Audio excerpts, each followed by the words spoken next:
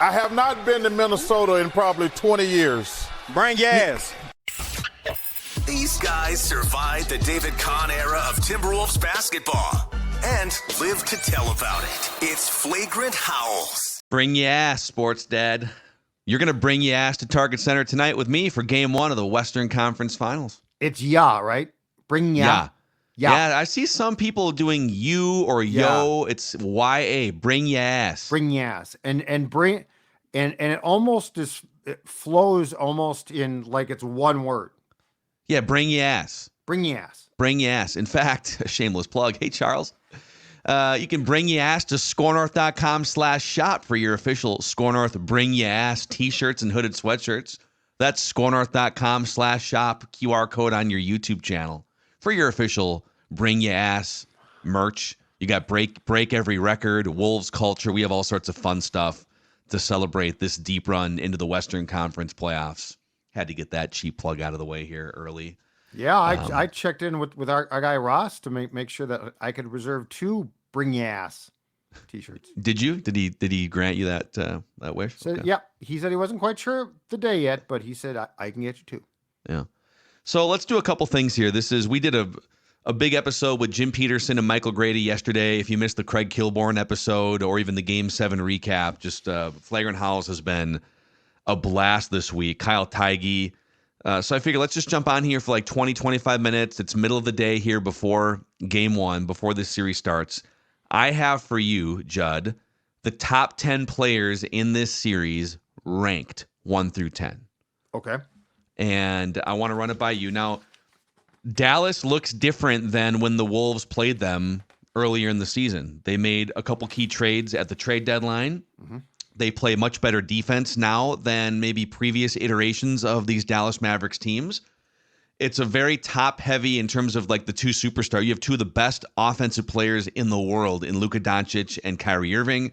And then you have a bunch of guys that are going to be – it's interesting to see like what the rest of that rotation is going to look like from series to series. You might see more of someone or less depending on matchups. And that's the beauty of game one. We're going to see these 2 teams – we kind of knew how Denver and Minnesota were going to match up with a couple different twists. Game one is going to be a whole open story for us to follow, and then adjustments on the way in games 2 and games 3. But I ranked 1 through 10, the top 10 players in this series. Okay. And you tell me if you wildly disagree with any of these, if I'm way out of line here. We'll start at the top. I'm putting Luka Doncic number 1. Just like I put Kevin Durant number 1 before the Phoenix series and Jokic number 1 before the Nuggets series. And of course, by the end of those series, Anthony Edwards had gone toe-to-toe with all of those players. I think in the NBA's pecking order of players, he passed Devin Booker and Kevin Durant with that first-round thrashing. I still think Jokic as a 3-time MVP at the end of the day is higher up, like not that much higher, and we'll see what happens in the next 2 series with Anthony Edwards. Luka Doncic, just how dynamic he is, and much like Durant and Jokic in the previous 2 series, I'm going to say, Anthony Edwards, go take that number 1 spot. Go prove that you are better than Luka Doncic in a playoff series. Again. Yep, I'm not going to crown him until he does the work and earns the crown at the end of the series. Plus, you sort of set a tone, and they've won both the first 2 series, so you're going to continue that. I see what you're doing. Sure. I see right through it. Yep. So Luka Doncic, number 1. All right. I have Anthony Edwards as the second best player in the series, especially Playoff Ant. Playoff Ant is a real thing, man. You look at his regular season, even down to, we talked about this after the Phoenix series, his pull-up jumper numbers are wildly better in the postseason career, by the way, not just this year, compared to regular season. His points go up a handful of points per game. I think even just like his patience and willingness to take in the double team, make the right pass, distributing, his defense locks in. I mean, he put the handcuffs on Jamal Murray in the 3rd and 4th quarters of Game 7. So playoff Ant, different level than regular season Ant, and he comes in as the number 2 player in the series. Playoff Ant shows up, it feels like, pretty much for every single game. 100%. There's 82 of those other games. You can't, You like get him like 1 in every 5. He'll give you I'm good. I'm good with 9 points tonight type of a performance. Exactly. But that's what the great ones can do sometimes. So, and you know what? In his defense, the one thing he does is he plays. Oh man, he's Like old school in that way. regular season Ant plays. There's a lot of guys now who would Ant could probably alleviate himself of the headache of those 9-point games by taking nights off. And that dude does not take nights off. Yeah, there's some nights where it's like he limped off the court or something, and then they got a back-to-back, and he plays anyways when almost everybody else would do the load management. He loves to thing. limp off the court, though, man. But then he just like shakes it off and comes back. Like when he landed square on his tailbone in Game 6. Hurt. Oh, but I mean, he's gotten some things where I'm like, is he really hurt? And he'll go off in pain and come back and be fantastic. So he's number 2. Number 3, Kyrie Irving, just absolutely one of the best offensive players in the world in terms of efficiency too.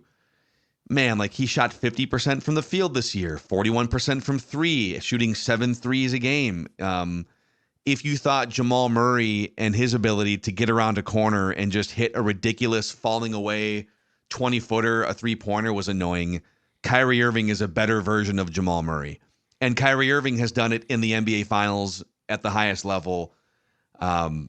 He's become, I think, just a much better fit and a better leader for that team than because he was bouncing around and had some weird stuff going on off the court.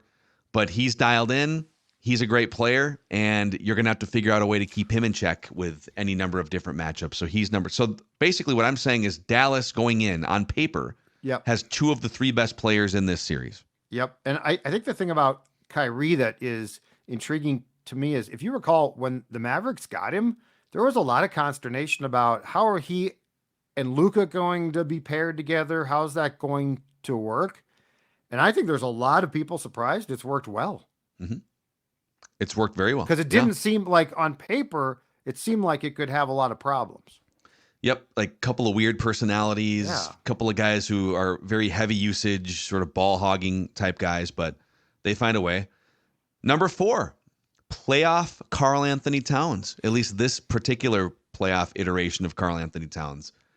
Man, if you look at him so far through 2 series, on the defensive side, he drew Kevin Durant largely in the first series. Yes. Which is a sacrificial lamb assignment, and same with Jokic. He made life, those guys are going to get theirs to some extent, but he made life hard on Durant and Jokic defensively in those first 2 series. And then offensively, he's shooting 52% from the field in these playoffs, 44% from 3-point range. He's grabbing big rebounds. Yep. He's blocking some shots here and there. He's making the right plays out of post-ups and double teams more often than he has in previous playoffs. So you're seeing the best playoff stretch of his career, and if we're getting that version, I think he's the 4th best player in the series. The Wolves are sitting on their couch right now if playoff Cat does not show up in Game 7. Agreed. They just don't win. Yep. I don't care what they did in the second half. They do not win. And he played a key role there too. But I mean, it's funny, Phil, when you think about the Wolves' run so far, if you just look at box scores, you don't get a fraction of the story. No. That's the beauty of the playoffs, man. Like there's so many games within the games. There's so many little chess matches happening from quarter to quarter. And Cat was a huge, huge piece to the chess game going in the way of the Timberwolves. Okay, number 5, the 5th best player in the series, Rudy Gobert. So I tweeted this out earlier today, just for a lot of Rudy Gobert hate and slander. I feel like he's not well liked by a lot of people. Yeah, maybe some of it's like personality, whatever. But Rudy Gobert is a plus 111 so far in these playoffs. So the Wolves, when he's on the court, and by the way, he did not play in the Game 2 blowout. He could have racked up even more pluses in that Game 2 blowout, but his gal was having a baby. Right. So even without that padding, the Wolves are a plus 111 points with Rudy on the court in these playoffs, plus 40 in games 6 and 7 to close out the Nuggets. If you take every player who's played in the playoffs so far and their average plus minus per game, Rudy Gobert has the 2nd highest average plus minus of any player in the playoffs behind only Jason Tatum of the Celtics right now. Wow. So, and it's like, it's hidden value a lot of times. He's looking and say, well, what do you mean? He only has like 13 points, or he only grabbed 10 rebounds and had 2 blocks. But look at how many times he is altering what the offense does those never minds where somebody dribbles in. His help defense, if it's Cat who's on Jokic, right? Like hands in passing lanes. Right. There's just so many things that he does that aren't going to show up in your typical back of the basketball card box score. And you're seeing it in the overall numbers through 2 series here. Defensively, if Karl is playoff Cat, Gobert is outstanding. That's why that game 5, I think it got really confusing because Rudy got dumped on. Jokic is making him look like a fool. Jokic is, well, first, I mean, go back and watch that game. The Wolves, 1, just didn't play well, but 2, think about the matchups that were created, and then think about the adjustments that the Wolves made. Like, yes, if you ask Rudy to guard the Joker without any help, without Cat, it got dicey. But when Cat was playoff Cat, Rudy was fine because he's a rim protector.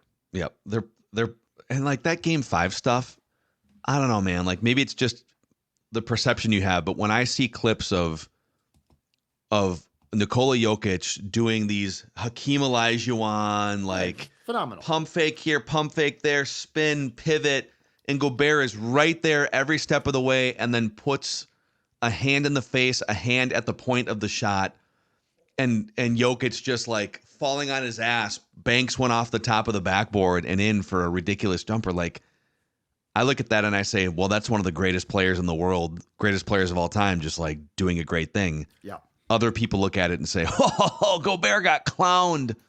You know, like when Jordan was doing it to guys as a guard in the 90s, are people saying, oh, look at the defender just getting his ass kicked. Like, Craig Elo sucks. Craig Elo, what a worthless. Yeah. Wow. I don't know. And Gobert's friend Draymond didn't help things at all. Draymond, by the way, is going to be part of the Western Conference Finals panel. He's going to be here, part of the panel, TNT. Yeah. Oh, all right. TNT, by the way, officially as of this morning, according to Business Journal, so it's over for them with the NBA rights. ESPN, is it Amazon, Yeah. and then NBC after a 20-year hiatus. Yep. NBC gets the rights back. So there's a year left on the contract. So at least the inside the NBA crew gets to go out with a goodbye for a season. Okay. But yeah, it's unfortunate. Barkley will land somewhere. The only question is where and how much. So, okay, I saw, don't ask me how and why this popped up. I think I follow both of the Golics. So Mike Golic and Mike Golic. Yeah. Golic Jr. used to be a friend of our radio show. Yeah. So Mike Golic's wife popped up in my Twitter feed. She tweeted, ESPN should blow out their entire NBA pre and post game show and basically do the McAfee thing, like hire the inside the NBA crew with full autonomy for them and let them cook. Oh God, yeah. But Ernie won't leave. I think he's staying there. Like I think he's from Atlanta. He likes it. Well, there. they can still do it from Atlanta. 100%. Well, that's what they should do. But I was just going to say, if ESPN, forget the entire crew. If ESPN gets Barkley, brace yourself for layoffs because that's what they do every time. But what would they do? So it'd be Stephen A. and Stephen A. and Barkley would be a fun. Well, yeah. Now I think it'd be fun. Some people would want to. But the moderator becomes the most important thing. Yeah, moderator is that a Malika Andrews job? Like, can Greeny handle that? I mean, that's a big job, man. You'd have to get it right, man, because those two would eat you alive. Yeah. All right. Okay, 6 through 10 here. Number 6, the 6th best player in the series, Jaden McDaniels. Second team All-NBA defense, best perimeter defender in the series. You're going to rely on him to put the clamps on 2 of the best offensive players in the world. And when he's giving you the offense he gave you in spurts, like these little 18, 20-point games, that's a game changer for this team. I've been saying, if you get, instead of getting the Bruce Bowen version of him, which is great, just lockdown defense and not much more, which they need, if you get the Diet Kawhi Leonard version, and he's giving you 15 to 20 points and 3-level scoring, this team wins the championship. So I'm putting Jaden McDaniels as the 6th best player in the series.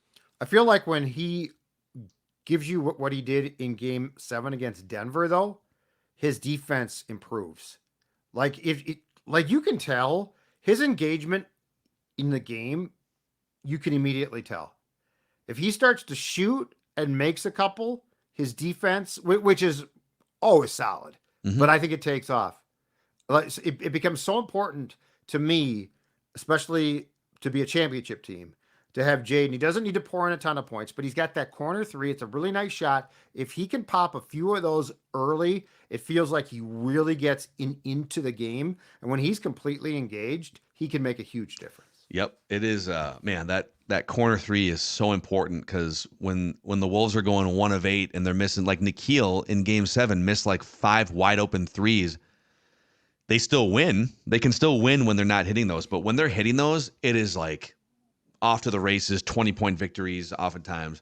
Okay, before I give you 7, 8, 9, and 10, a shout out to our friends at EcoFun. EcoFun Motorsports is your summertime fun headquarters, and it's not very often that we get to talk about the Timberwolves playing basketball as summertime approaches. Usually they're done on the fringe of spring, but this is a different story here. EcoFun Motorsports carries a full line of scooters, motorcycles, ATVs, side-by-sides, electric bikes, big-time premier brands like Yamaha, Kawasaki, you name it.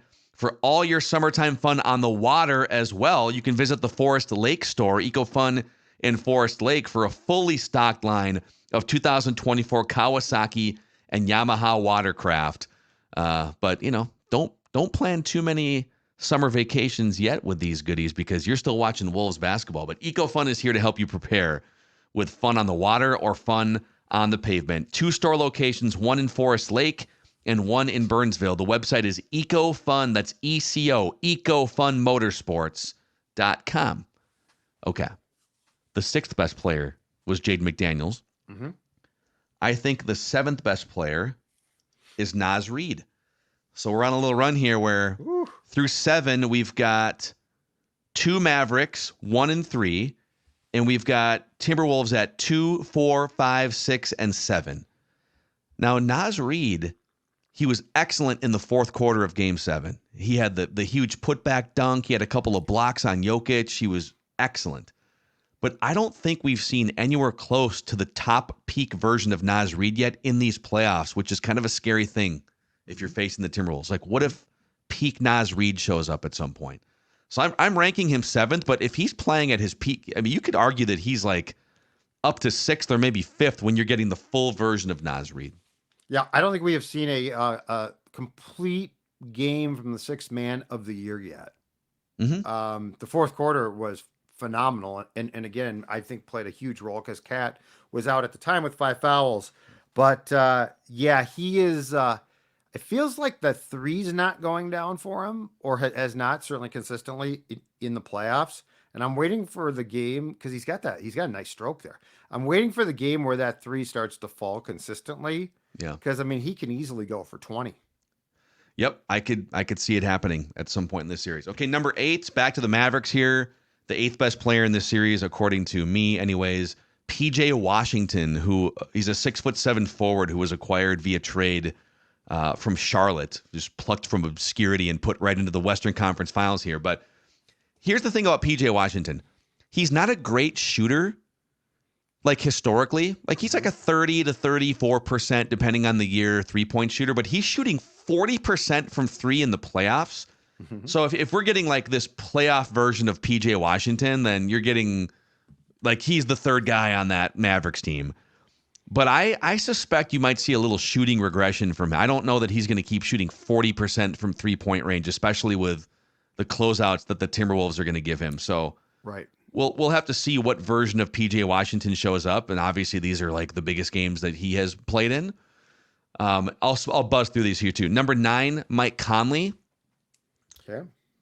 Just an absolute floor general, a guy that he's going to be kind of an interesting piece because the Mavericks might go hunting for him offensively and try to put him in some situations that he's uncomfortable in. So are the Wolves going to have to take him off the court, put Nikhil in maybe more often than they want? But then the Wolves sacrifice offensive organization and spot up shooting. Right. So like keeping Mike Conley on the court is going to be a key here for the Timberwolves. And then number 10, it's kind of a toss up between the 2 Mavericks bigs. Derek Lively is the 7-foot rookie out of Duke who can rebound, he can block. He's just a big 7'1" body. Mm-hmm. I also thought about putting Daniel Gafford is 6'10". He's actually been starting the games with Lively coming off the bench, but just a couple of 6'10", 7-foot bodies that They don't stretch the floor like Cat and Naz Reid. They don't shoot threes, but they can make it harder for you. They can pack the paint, make it harder for Anthony Edwards to get layups, and just force the Wolves to make shots from outside. So, number 1, Luka Doncic. Number 2, Anthony Edwards. Number 3, Kyrie Irving. Number 4, Karl-Anthony Towns. Number 5, Rudy Gobert. 6, Jaden McDaniels. 7, Naz Reid. 8, PJ Washington. 9, Mike Conley. And 10, Derek Lively. That gives you 6 Timberwolves and 4 Mavericks, your top 10 players in this series. What's your assessment of the coaching matchup? Man, I mean, Jason Kidd, more experience, I guess. Yeah, he's been around forever now. And as a player, I mean, like, he won a championship as a point guard. So he's definitely unfazed. But I mean, Chris Finch is one of the best tactical coaches in the NBA. Yep. So I would. It's funny because I would probably give, in terms of like overall depth, Timberwolves. Top heaviness of roster. If you're getting peak Ant and peak Karl, it's kind of a wash. But as of right now, I'm saying Mavericks have the more top heavy with Luka and Kyrie. Sure. And I would give a slight edge to Chris Finch, I guess, over Jason Kidd right now. So it should be advantage Timberwolves. Mm-hmm. But there's going to be so many. You kind of knew what you were getting into with Nuggets and Timberwolves. Both teams have played each other a million times. Playoff series, like, it's similar rosters as to last year. This is totally new, man. Like, this is a different Mavs team than when you played them in the regular season. Everyone's mostly healthy, except for, by the way, Maxi Kleba is he's the big, like, 6'10" stretch forward that can knock down threes, and he would be a really interesting lineup chess piece for the Mavericks, but he's out for at least for the first part of this series, maybe for the whole series. A guy that I didn't mention who maybe could jump into the top 10 is Tim Hardaway Jr., volume 3-point shooter. He's a guy that if he's going to be opening corners, he's going to potentially kill you in a game. But how do all these pieces match up? Yep. We have to wait and the adjustments and find out. Game to game. As we saw, how many different varieties of adjustments were there in the Wolves Denver series? I mean, yeah. And like, are both teams going to try and double Anthony Edwards, double Luka? Are you going to try and, if the Timberwolves can find defensive players, Jaden McDaniels, Nickeil, Anthony Edwards, to guard straight up on Luka and Kyrie Irving and then stay home on some of the other guys? But I don't know if you're going to be able to do that for all 7 games, even with some of the great perimeter defenders that the Wolves have. So right. There you go. Good stuff. Get ready for tonight, man. This is going to be, I was telling you on Purple Daily, this is the deepest a Minnesota sports team, a men's team, has ever been in the playoffs, and I've been in attendance for a game because the Vikings have played like road NFC championship games. The last time the Twins went to an American League Championship Series was 2002. As a kid in high school, I did not go to those games. So I'm fired up, man. I heard courtside tonight, 20,000. Are you serious? 20 grand, huh? On the Bernard show when I did my appearance. Wow. Tevin was saying he and AJ found 20 grand listed. So that's listed. I wonder if there's some overly I wonder what they're selling for on the secondary market. Maybe it is 20 grand. I don't know. I mean, courtside might be 20 grand. I think upper deck is what? High 2s, low 3s? Yeah, just to get in. It's crazy, man. So, yeah, for those of you who are going to be downtown at Target Center, if you see the sports dad or me wandering around the arena, say hi. And thank you for supporting Flagrant Howls, a Timberwolves lifestyle podcast. We'll see you post-game on the Score North YouTube channel, live from Target Center.